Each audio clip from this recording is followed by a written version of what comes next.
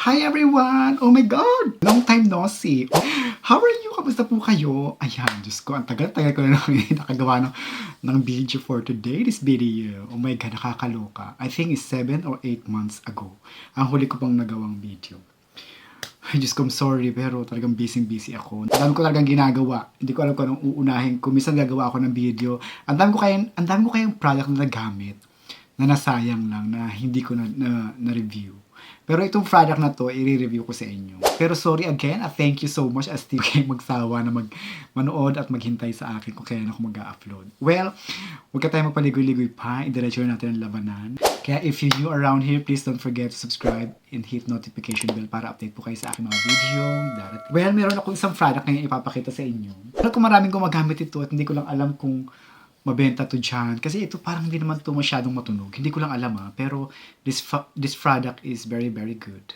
Isa sa pinakamagandang rejuve na nagamit ko actually. Wow! So sa tagal ko, marami akong ginamit pero yung iba hindi ko na ni-review kasi masasabi kong parang nasayang yung pera ko. Alam, mahal dito ang rejuvenating pag dito road.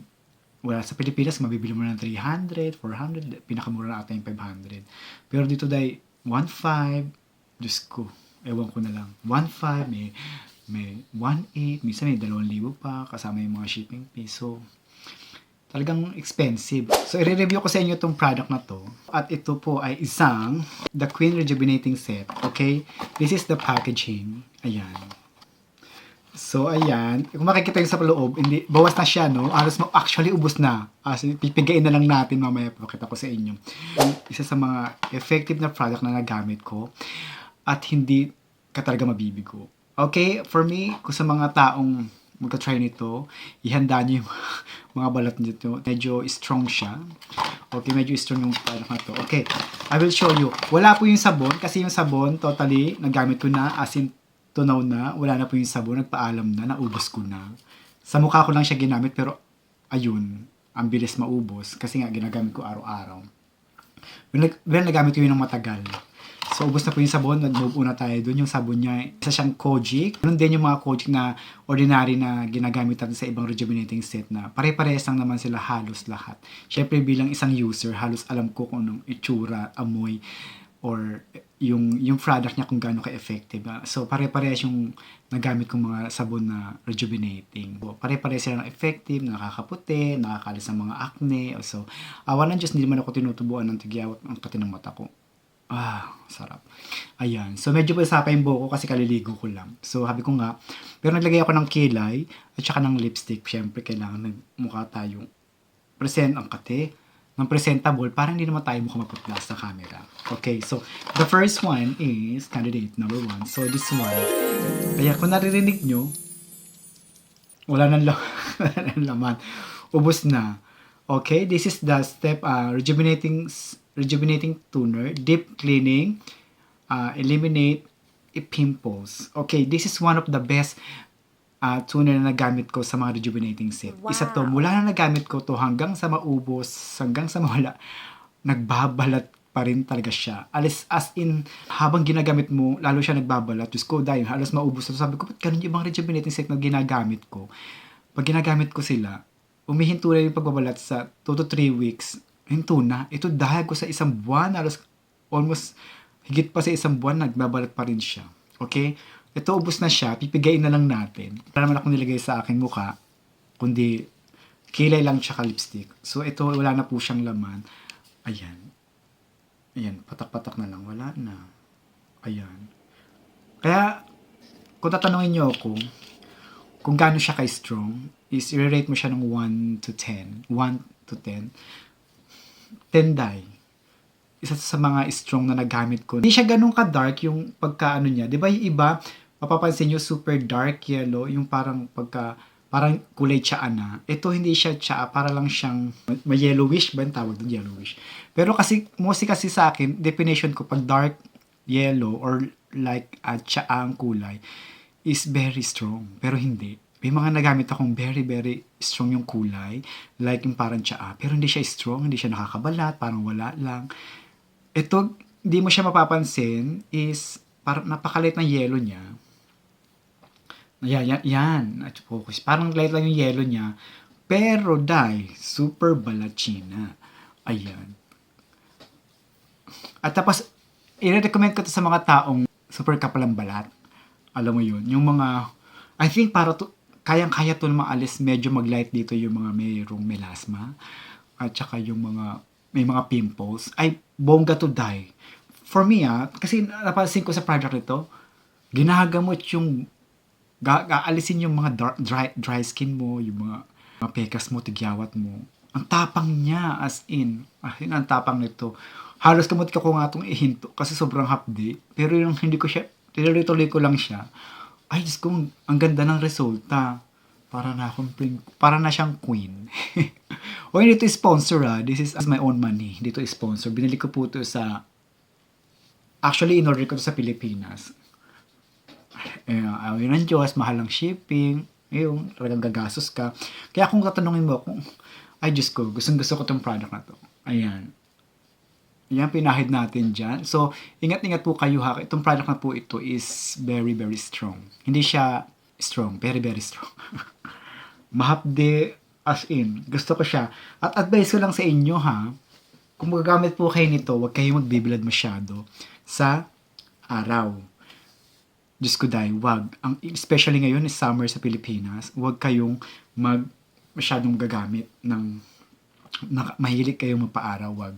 Especially kung hindi porket na nasa araw kayo. Kung for example, nasa isang lugar kayo na mainit kahit walang araw, like yung pagluluto, basta yung init nanggagaling dyan sa kalan, sa araw, everything na pwedeng ma-burn yung mukha mo.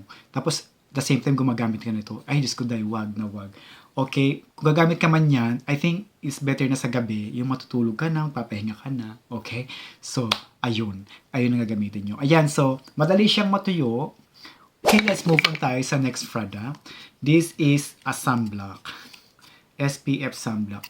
Ang ganda ng sunblock nila, dahil nakakaloka. Kasi dati ang lagi ko nakikita sa mga rejuvenating set na sunblocks, only 45 SPF, 50 SPF. Parang ganun lang nakikita ko, 50 o 60. This one is 75 SPF. SPF 75. Focus natin. Nakita nyo, malabo. Ayan, SPF 75 to, dahil. Ang taas-taas ng SPF niya. Yung product niya, halos mauubos na siya, dahil. Ginagamit ko siyang ginagamit.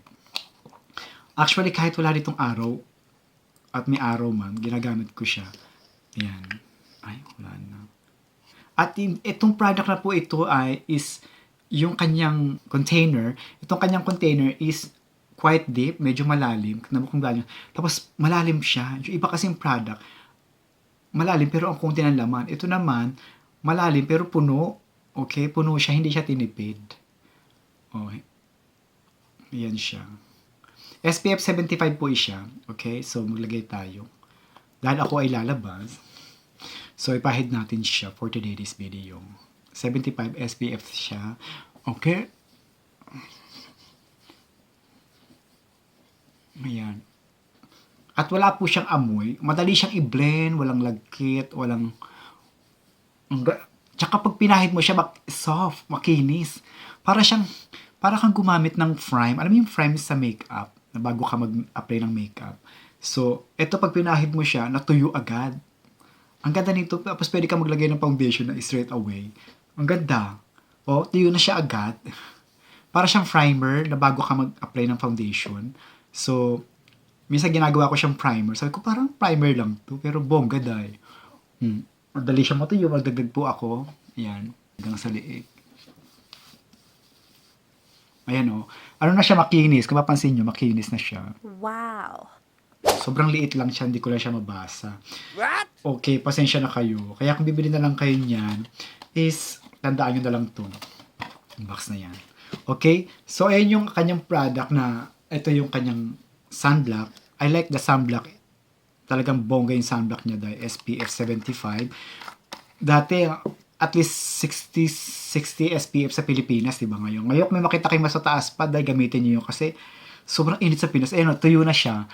Walang lagkit, walang bigat. The third one, ang kanyang product is the cream. Ito po pinapahid ko sa gabi. Sa gabi na lang. Minsan nga, hindi ko na napapahid kasi natamad na ako. Okay, ito yung cream niya. Ayan. Rejuvenating cream. So, ito po yung kanyang kulay. Ang kanyang kulay is, ayan, konti na lang laman. Yellowish ng kulay niya. Ayan. Ipahid na natin sa ano. Dito ko ipakita sa inyo. Ayan. Pahid ko sa inyo.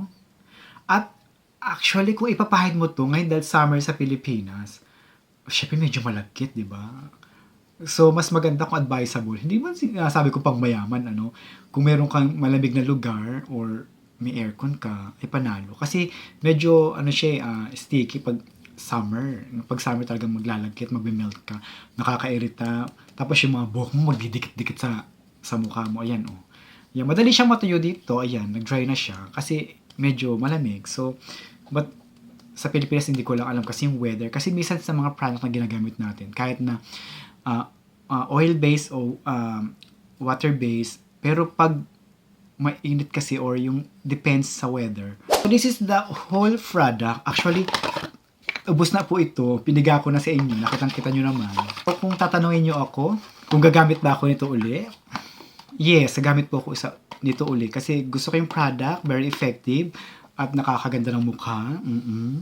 I think nakakaalisin ng pekas to for sure. Lalo na kung sa may mga matataas na very strong na melasma, yung super dark na. Try ninyo, wag lang kayo magpapaaraw. At total naman yung SPF. So, i-recommend ako po itong product to. Yes, I recommended this product.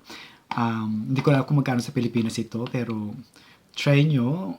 I-advise ko na kayo na mahapdi po ito na para siya magsusugat-sugat. Especially, mainit, eskuday. Huwag muna kayo magpahid nito siguro ito pag summer pa dyan sa Pilipinas. Pero siguro masarap magpahid nito kung medyo malamig-lamig na, maulan, ayan, keri-keri. Hanggang doon lang tayo. Pasensya na po kayo at matagal akong nakagawa uli ng video, nakakaloka. At sana po naintindihan ninyo, ayan, i-share ko lang sa inyo yung panibagong rejuvenating journey ko. So please, see you next time. I hope na nandiyan pa kayo. Please don't forget to subscribe and hit the notification bell para update po kayo sa aking mga video i-upload. Thank you and see you on my next one.